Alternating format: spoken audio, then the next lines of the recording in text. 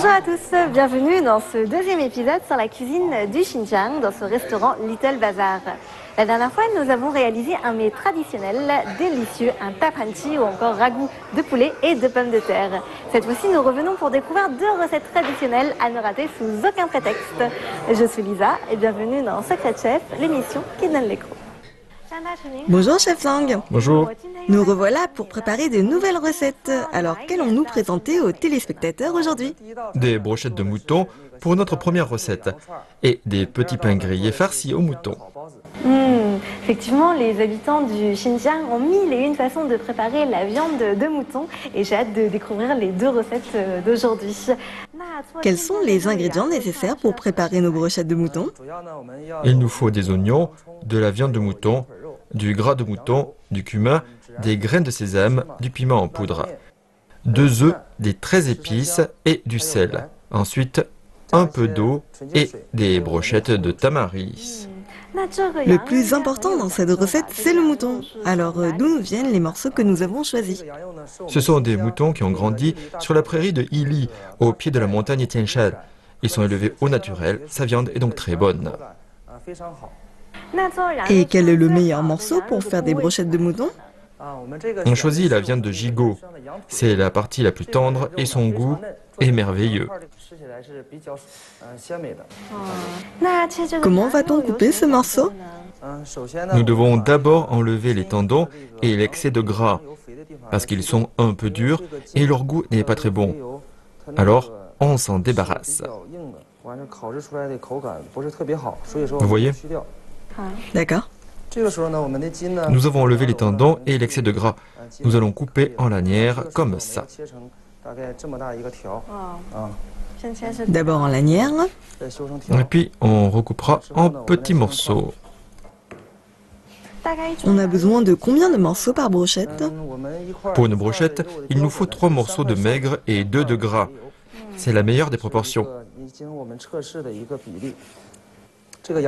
On met la viande coupée dans ce bassin. Maintenant, on peut couper le gras de mouton.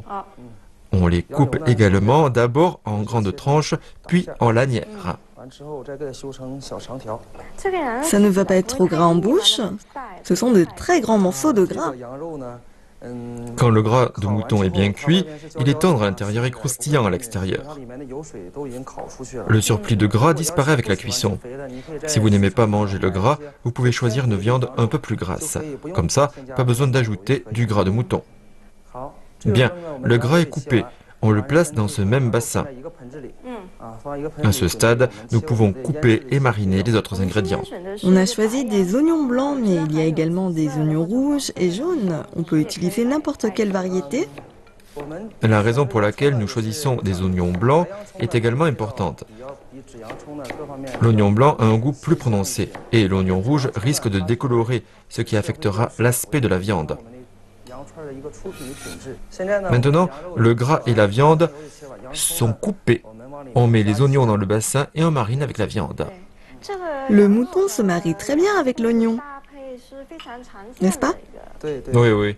Les oignons peuvent rehausser le goût savoureux du mouton et enlever son odeur de viande crue.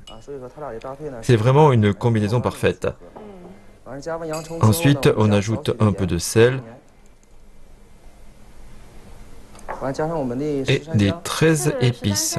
Qu'est-ce que c'est que les 13 épices? C'est un mélange de 13 différentes épices. On en trouve dans tous les supermarchés en Chine. Ce sont des épices très communes. On ajoute 2 œufs. À quoi servent les œufs? À donner à la viande une texture plus tendre. On ajoute l'eau, car elle permet de dissoudre le sel plus rapidement et de mixer le tout. Et maintenant, il faut bien mélanger. On masse le tout.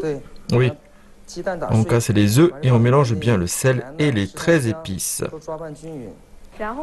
On va laisser mariner combien de temps? 3 heures environ. 3 heures? C'est assez longtemps. Oui, il faut que les saveurs pénètrent bien. On va sceller avec du film alimentaire et dans 3 heures, on pourra préparer nos brochettes. Super. Ça donne envie?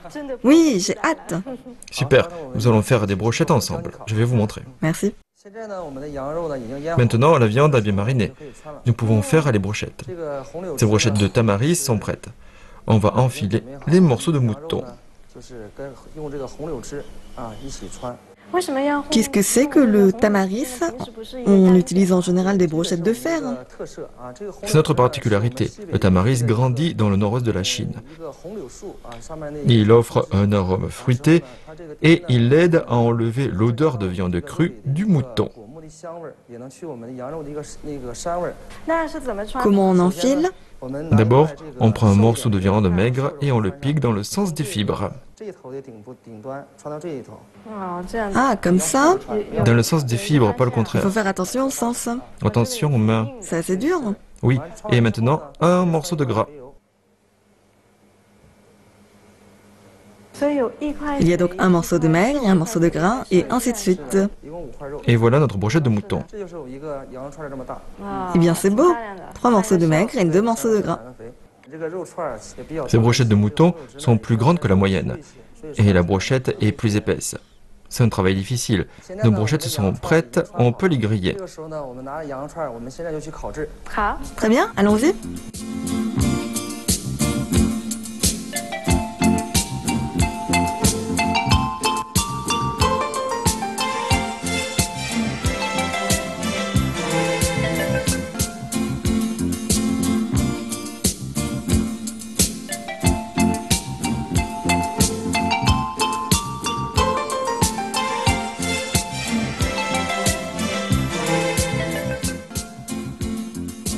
Maintenant, nous allons préparer la seconde recette. Les petits pains grillés et farcis au mouton. C'est une spécialité ouïghour? Oui, c'est une recette traditionnelle ouïghour du Xinjiang. Elle est très populaire. Alors, nous allons d'abord préparer la pâte ou la farce? La pâte. Nous avons besoin de farine à pain.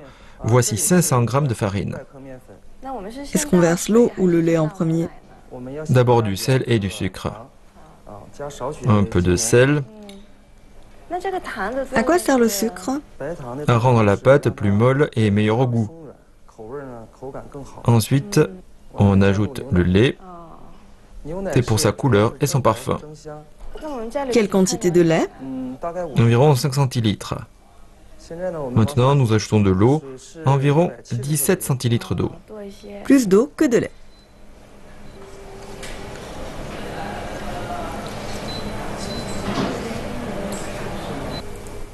À ce moment-là, la pâte est bien pétrie. On peut la laisser reposer environ 30 minutes. Bien, commençons à couper la viande. Nous avons choisi de la viande de gigot pour les brochettes. Et pour ces petits pains, quelle est la meilleure partie à choisir? Nous allons également utiliser de la viande de gigot. Et pareil, nous allons couper en tranches, puis en lanières et en petits morceaux. Maintenant, coupons les oignons de la même taille que les morceaux de viande. Pourquoi on ne mélange pas directement avec le mouton? Nous devons d'abord assaisonner la viande. C'est après qu'on ajoutera l'oignon. On met du sel, du poivre noir, du cumin, un peu plus de cumin. On a besoin d'ajouter des liquides, de l'eau ou bien autre chose? Nous allons ajouter de l'huile de soja. On l'a faite nous-mêmes. Enfin, nous ajoutons l'oignon. Quelle est la proportion d'oignons et de moutons? 2 fois plus de viande que d'oignons.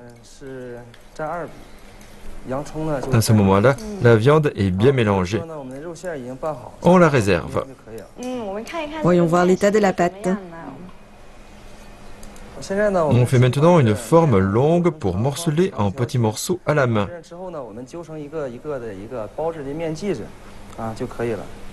Chaque morceau pèse 55 grammes. On aplatit une portion, on l'étale avec le rouleau. L'enveloppe a un diamètre de 20 cm et une épaisseur de 1 mm. C'est une taille standard.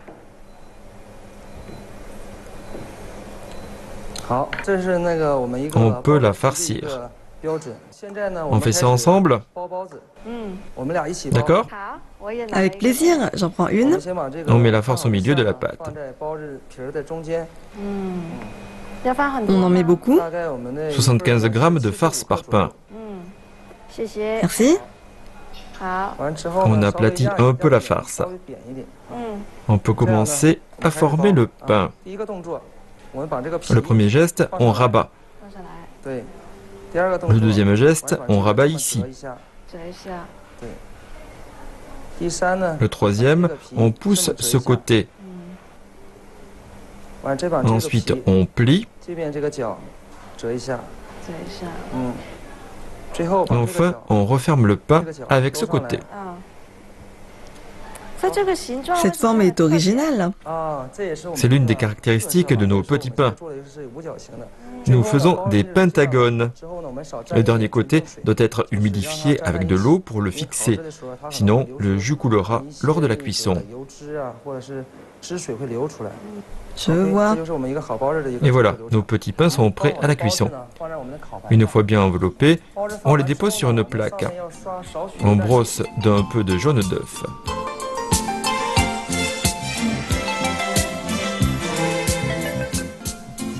Et maintenant, on passe au four. Super, allons cuire ces petits pains. Ok.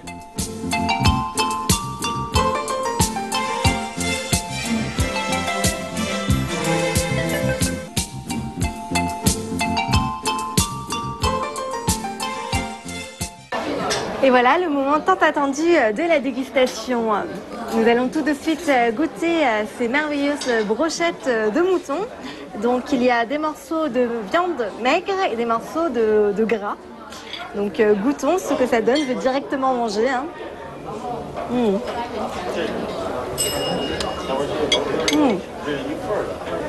On sent vraiment les notes d'oignon et de cumin. En fait, le cumin est là pour enlever un peu les odeurs fortes de la viande rouge. Et l'oignon est là pour apporter un peu plus de goût. Et maintenant que nous avons goûté la viande maigre, nous pouvons goûter le gras. Le gras est vraiment délicieux. C'est à la fois croquant, croustillant. Ça a même plus de goût que la viande maigre. Je dirais même que c'est meilleur. Ça peut paraître surprenant de manger un peu de gras, mais en fait, il est là pour apporter un peu plus de goût, un peu plus de moelleux à la viande, et c'est très important également lors de la cuisson. Donc ces brochettes sont vraiment délicieuses. Et en plus, la marinade que nous avons préparée aujourd'hui était très facile à réaliser. Donc vous pouvez essayer, par exemple, cette recette au barbecue pendant l'été, avec des amis ou en famille. Ça peut être pas mal.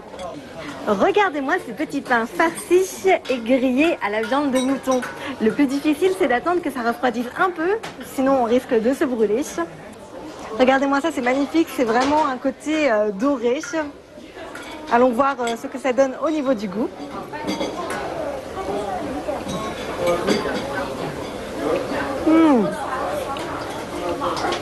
Le pain est vraiment croustillant, doré et croquant. Ça me rappelle un peu le pain des sandwichs grecs, vous savez, qui est un peu également doré et puis un peu croustillant à l'extérieur, mais tout en restant un peu moelleux à l'intérieur. À chaque bouchée, en fait, on ressent les arômes du blé et de la viande de mouton. C'est un parfait mariage, les deux se marient extrêmement bien. La viande est tendre, elle a du goût, on sent un peu les arômes de poivre.